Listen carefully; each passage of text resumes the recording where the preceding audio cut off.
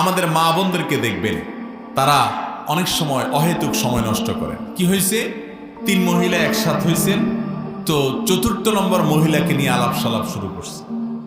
আছে না নাই? অযথা গাল গল্প, ভাবি কি করছেন, কি খাইছেন, কই গেছেন, অমুকে কি করছে, তমুকে কি করছে, অমুকে কি বলছে, অমুকে কোন দিকে চাইছে, কার কি হয়েছে, কার কি হয় নাই, এ আলাপ সালাপ। আছে না নাই? এগুলো অবশ্য এখন কমে গেছে, কারণ এখন সবাই মোবাইলে ঢুকে গেছে। এখন আলাপ সালাপ হয় কিসে? মোবাইলে। এখন পুরুষ আর মহিলা নাই, এমনকি যুবক আর বুড়াও নাই, সবার হাতে হাতে এখন একটা একটা করে ধরায় দেওয়া হয়েছে। ঠিক না ঠিক? দরকারেও আছে, বেদরকারেও। ভাইরা আমার, শুধুমাত্র মোবাইল ফোনের পেছনে যে পরিমাণ সময় আমরা নষ্ট করি, শুধুমাত্র মোবাইল ফোনের পিছনে, আমাদের এই ছোট্ট দেশের এত মানুষ, আমাদের কত অভাব, কত অনটন, কত কিছুর দরকার। এখন এদেশের সব মানুষের যেই পরিমাণ সময় মোবাইল ফোনের পিছনে নষ্ট হয় অহেতুক, বিনা দরকারে। মনে করেন একজন যুবক, একজন যুবতী, একজন মহিলা গৃহিণী, যে কোনো বয়সে একজন মানুষ দেখবেন যে অর্থহীনভাবে আমরা সবাই ডাইরেক্ট হয়ে গেছি, সবাই অটো হয়ে গেছি, ফেসবুকে স্ক্রল করতেছি। ঠিক না? এইভাবে আঙ্গুল দিয়ে স্ক্রল করেন না আপনারা? স্ক্রল করতেছেন। স্ক্রল যে করতেছেন, প্রতিদিন কি পরিমাণ করা হয় যুবক ভাইরা বলেন তো দেখি? কি পরিমাণ? 5-10 মিনিট, 2-4-5-6 ঘন্টা, বরং কোনো কোনো সময় আরো বেশি। ঠিক না ঠিক? এই যে মোবাইল ফোনে আপনি সময় ব্যয় করছেন, এই সময়টা দিয়ে আপনি খুব বেশি টাকা উপার্জন করে ফেলতেছেন। এটা দিয়ে আপনার কোনো সওয়াব অর্জন হয়? এটা দিয়ে দুনিয়ার কোনো কল্যাণ হয়? আখিরাতের কোনো কল্যাণ হয়? অথচ নবীজি তো বলেছেন, মুসলমানের ইসলাম সুন্দর হবে তখন যখন সে অর্থহীন, বেহুদা, অযথা কাজ ছাড়তে পারবে। যেই যুবক মোবাইলের নিয়ন্ত্রণ শিখবে, যে মানুষ, যে পুরুষ, যে মহিলা মোবাইলের ব্যবহার শিখবে, যে আমার প্রয়োজনের সময় ব্যবহার করব, ফেসবুকে কাজ থাকলে সেটুকু সময় আমি থাকবো, ইউটিউবে কাজ থাকলে সেটুকু সময় আমি দেখব, এর বাইরের সময় আমি মোবাইল প্রয়োজন ছাড়া উদ্দেশ্যহীনভাবে স্ক্রল করতে থাকলাম, ঘাটতে থাকলাম, ভূতের মতো শুধু চায়া থাকলাম, ঘন্টাকে ঘন্টা সময় নষ্ট করলাম।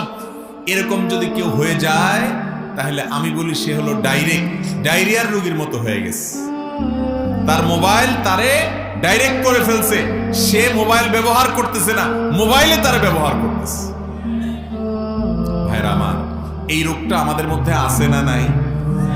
আসুন তো একটু তওবা করি আল্লাহর কাছে, আসুন তো একটু মাপ চাই, আসুন তো একটু নতুন করে সংকল্প করি যে আমরা মোবাইল ব্যবহার করব, কিন্তু প্রয়োজন মতো, হিসেব মতো।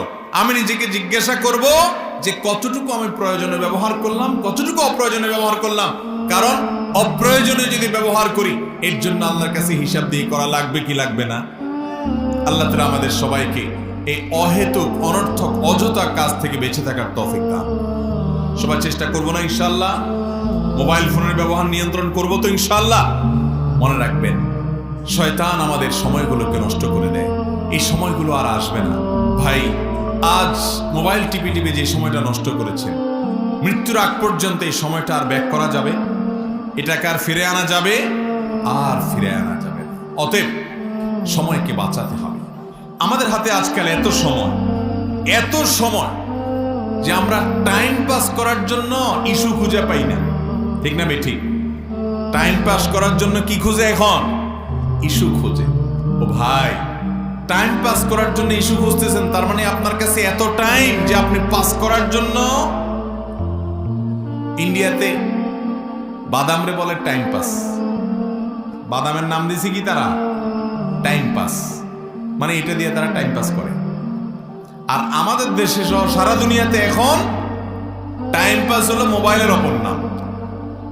টাইম পাসের অপর নাম কি? মোবাইল।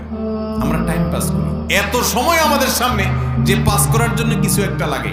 আর সাহাবীদের কথা শুনেন, যারা আমাদের প্রিয় নবী সাল্লাল্লাহু আলাইহি সাল্লামের সাথী ছিলেন, সঙ্গী ছিলেন, শিষ্য ছিলেন, সাহাবী ছিলেন, অনুসারী ছিলেন, তারা কেমন ছিলেন জানেন?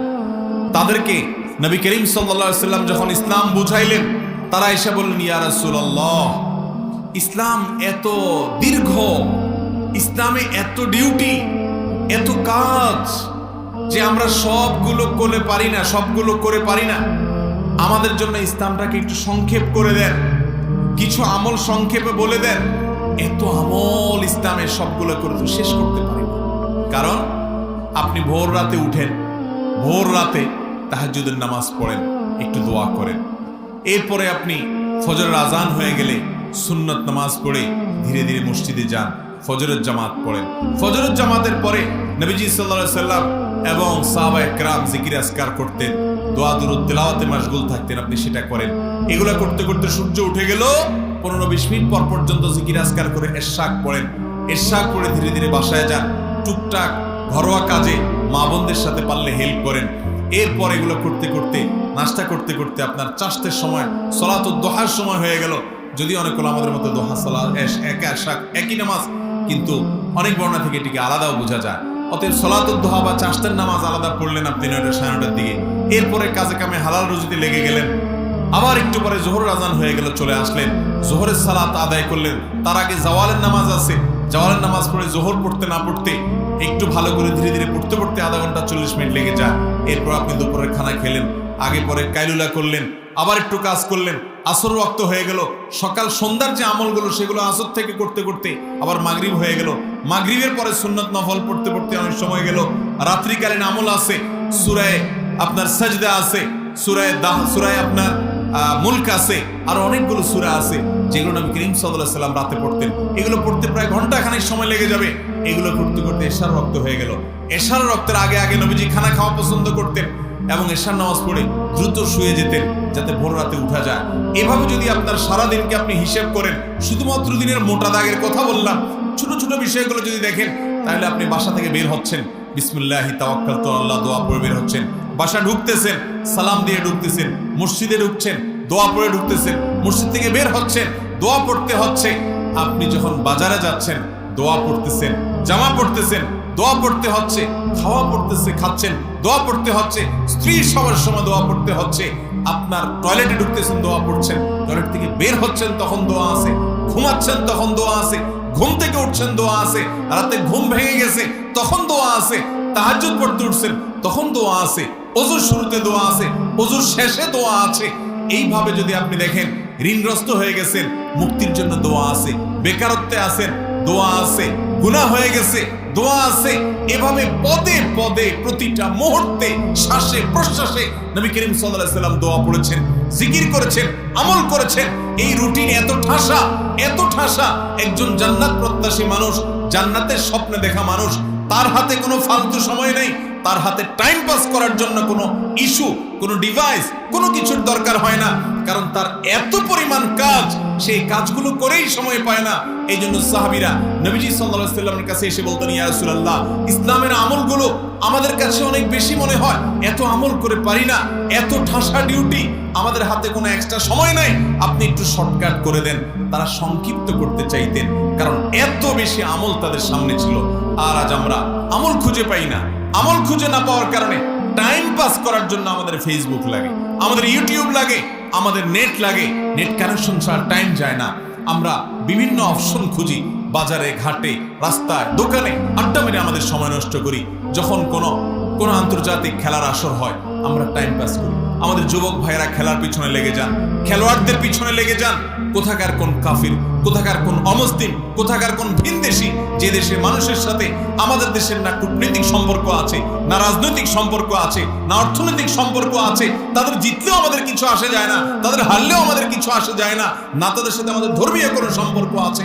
তাদের জেতা নিয়ে, তাদের হারা নিয়ে আমার দেশের যুবকরা শত শত হাজার হাজার ঘন্টা, শত শত হাজার হাজার টাকা, তাদের বুদ্ধি, তাদের বিবেক, তাদের সময়, কখনো পতাকা কিনে, কখনো জার্সি কিনে, কখনো তাদের জন্য মিছিল করে, কখনো আতশবাজি করে, কখনো বিভিন্ন রকমের ফ্ল্যাগ টাঙিয়ে, কখনো আড্ডাবাজি করে, কখনো খেলা দেখে, কখনো খেলার আলাপ শুনে, কখনো এক এক কাজ করে আমাদের জীবনের মহামূল্যবান সময়গুলোকে নষ্ট করছে। আল্লাহর কাছে জবাবদিহি করা লাগবে না ভাই? আল্লাহর কাছে যাওয়া লাগবে না? অতএব আসুন আমরা তওবা করি। আল্লাহ তাআলা আমাদেরকে আমাদের জীবনের প্রতিটি মুহূর্তকে হিসেব করে করে ব্যবহার করার তৌফিক দান।